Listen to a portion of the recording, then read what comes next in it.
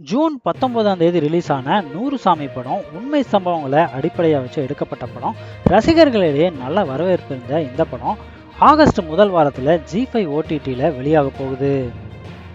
400 கோடி பட்ஜெட்ல தயாரான ஜனநாயகன் படம் 2 நாள்ல 120 கோடி வசூல் பண்ணி கலக்கிட்டு இருக்கு. இந்த படத்தோட சேட்டலைட் உரிமையை ஜி5 நிறுவனம் 50 கோடிக்கு வாங்கியிருக்காங்க.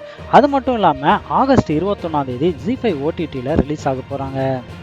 ரொம்ப நாள் கழிச்சு ரோஜா கம்பேக் கொடுத்த அன்பே டயானா படம் 8 நாள்ல பாக்ஸ் ஆபீஸ்ல 6 கோடி வசூல் பண்ணியிருக்கு.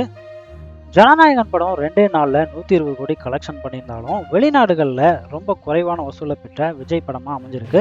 2 நாள்ல 40 கோடி மட்டும்தான் வெளிநாட்டில் கலெக்ஷன் பண்ணியிருக்கான். தி ஒடிசி படத்தோட உலக அளவிலான பாக்ஸ் ஆஃபீஸ் கலெக்ஷன் 4200 கோடிக்கும் மேல தாண்டி இருக்கு. இந்த வீடியோ உங்களுக்கு பிடிச்சிருந்தா ஒரு லைக்கை போட்டு விடுங்க. இதே மாதிரி லேட்டஸ்டான தமிழ் சினிமா நியூஸ்க்கு நம்ம சேனலை சப்ஸ்கிரைப் பண்ணுங்க.